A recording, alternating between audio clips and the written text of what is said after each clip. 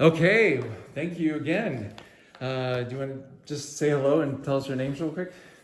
Hi, I'm Jasmine. I'm Nikki. I'm Elizabeth. All right, and we're so lucky to have you doing the Wild and Sacred Feminine, Embodying Our Wild and Sacred Feminine workshop coming up later this month. So tell me what inspired the three of you to come together and put this workshop on? Elizabeth, I feel like that was you.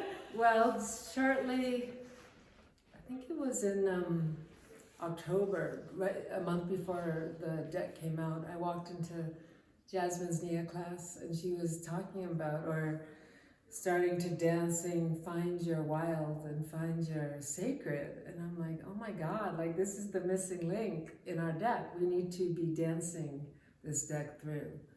And so I asked her if she wanted to collaborate with us to add that embodiment piece. And she said yes. And that's the impetus to this. So it was kind of a synchronicity. Well, I've been dancing with Jasmine a long time, and I wasn't a surprise that she brought in the wild and sacred. I knew that about her, but those words clicked, and I was like, yes, but it probably would have happened. Just our lives in Lions have been on a similar path, so sooner or later they would converge. Okay. All right.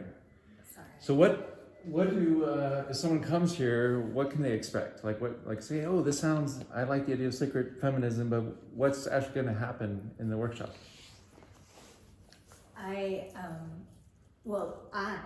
My part in it will lead in an embodiment of the wild and sacred. And here's the truth of it is that this will be the first time that people have a chance to work with the cards, work with each of us. And so it'll be a gentle guiding into the wild and sacred within us and like moving our bodies. And then Nikki, which I'll let you take over. Sure. Yeah. So inspiration for this particular workshop is this deck. So this is something that Elizabeth and I wrote, and the artist is from Taos. She won't be with us, but there's an opportunity for each participant to work with the deck. And we also are curious to what emerges, because each individual, depending on what card they draw and what they bring to the workshop, it's kind of a emergent participatory co-creative experience. And so that's one of the things that I find so exciting about it. You know, we bring this piece of the deck and the working with oracle cards and a guidance on how to do that. And then Jasmine's kind of bringing in the embodiment piece of like, okay, so you draw this card, this is the rainbow card. What is that? How does that speak to me? And we can kind of draw out some words, but then like what movements arrive, so that as you move into being rainbow or working with forgiveness, how does that actually feel in your body? And so that's something that we're really excited to explore with the people who show up to experience this with us. So there's kind of a open unknown aspect, which is always with the deck, I guess. Right. But you're taking it down into the body as well. And it's really like throughout the whole thing. So like everybody gets a deck to go home with. So everybody will receive their own wild and sacred feminine deck. And then there's the embodiment, there's the learning to work with it. And then we use writing and words and language to then go further and take the embodiment experience into our own journal writing with prompts. And Elizabeth leads that portion, which is, so it's multi-layered. Right. It's finding your body, it's finding your voice, it's finding your threshold. Nikki leads ceremony during the workshop, so it's finding your sacred. And then the wild is the sort of bonus cherry on top. Is we all have an idea of what the sacred might look like, but then the wild comes through and blows that all out of the water, and we don't know. And that's the edge, the new possibility. The thing we don't know, we know. The thing that we desperately want, but don't know how to call in, maybe. So that wild sort of infuses it all with Shakti, with energy, with that feminine juice to discover and explore. So if I dress up in a dress and a wig, I can come to the workshop? You don't even need have to do to. that. Yeah, you can show up as you are. Ah, As it is not specifically for female bodies. ah, It is for all bodies that want to experience the wild and sacred feminine, ah. which lives within everything, really, and everybody, everything. And so it is that thread and learning to be close to it. So no, it is certainly not gendered at all. You do not have to be of any specific gender to join. And that, I think that's really important to all of us, that invitation is really open, because that exploration in our culture, we can tend to divide and say this is what this is, and truly the wild and sacred feminine is open to the entire open to it all, and there is no definition. It's about, like Elizabeth shared, it's about what happens when we blow it open and actually go beyond our edges. And what I would say to Nikki's point is it is about community. It is a collaborative, co-creative experience with who shows up. So it's not us. Yes, we are going to guide, but we aren't. Everybody gets to be leaders in this experience, leading their own selves into their own wild and sacred feminine. And I think that's really important. So there's space to be your own teacher. And to teach one another, we also include some sharing around the circle, and so you have an opportunity to hear not just from the three of us, but from everybody in your community that is coming to this event and where they are, and planting some deeper seeds of future conversations that may unfold even beyond the event. And of course you'll have the deck to take home, and so the conversation with all of these cards and what they represent continues, and then the information that you get through your body, that's an evolving just gift as well. So So it's like a start. I mean, it's like really a start. Yeah, it's like the ripple. We're gonna throw the pebble into the water, and then the ripples are gonna go out, and however they touch and how they build there's freedom in that. Beautiful. And I think when people come, they don't even realize how much they've missed this. Like, there's three things. They missed this contact with the sacred in their own way. They've missed community, and they've missed a connection to land and this bigger capacity to hold the earth that we've also been fucking up right and left, and wanting to step into that deeper place of nourishment and reciprocity. So when people come, we found when we did it at the studio that people were hungry. They didn't even know how hungry they were for this offering. And I think because this was a project born out of the pandemic, we were right in the thick of that longing and desire, and then to bring this to fruition now, when we're still in a kind of fugue pandemic state, that it's meeting this need that's very current and relevant to people's lives. Oh, yeah. Great. Well, how about how do you think we draw a card just in this moment and see what comes up? Sure. Okay. There are many ways to draw cards, but I like to feel where I want to draw from, and then I kind of let the first instinct pull me, unless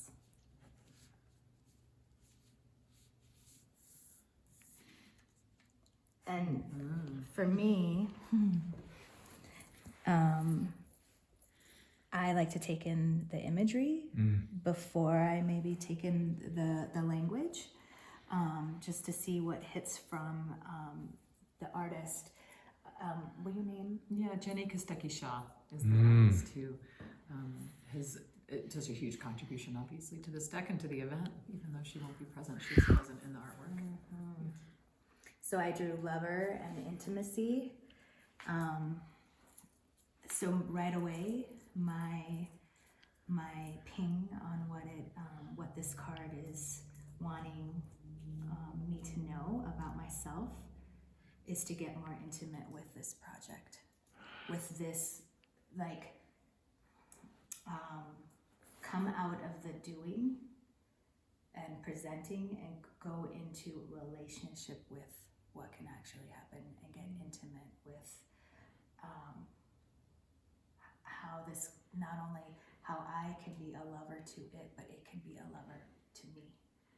And so that's what I'm feeling like, oh, you're not letting yourself get close enough, Jasmine. Get closer, get more intimate, and actually, yeah, it actually revealed quite a bit for me, and I think it's going to be very helpful for the upcoming workshop together. Now, so it sounds like the key thing is everyone's going to be accessing their own intuition. Right. Yes. And that at all different points. Like, how do I move to this?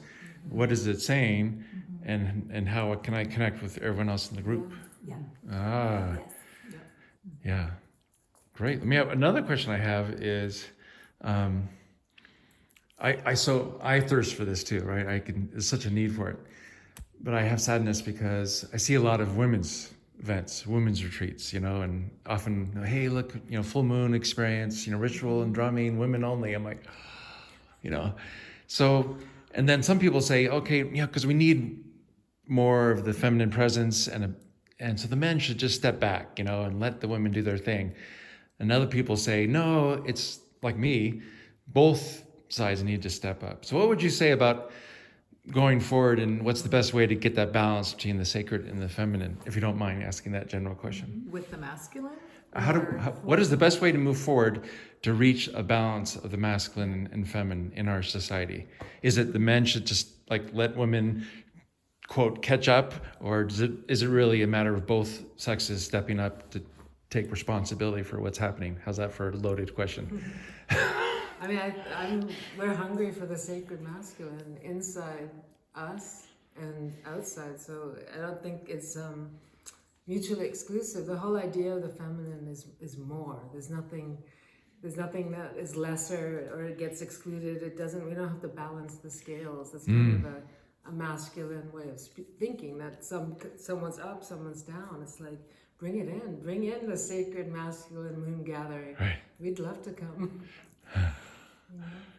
And I would sort of reiterate what Jasmine was saying earlier, that we don't see the feminine as being exclusive to women, that the feminine lives within everyone and within everything. And so much of us presencing the sacred feminine in the deck in this way and in this workshop is to help reconnect everybody, regardless of what gender they identify with the earth, with the animating energy that is the feminine, with the sacred in themselves, with the wild in themselves, and that is not exclusive of men, nor is it wanting to sit counter to the masculine. But I would say, sort of like Elizabeth saying, it's the feminine is very inclusive and is like more. So yeah, everyone come and let's see in the space of kind of opening a field for the feminine what arrives through all of us.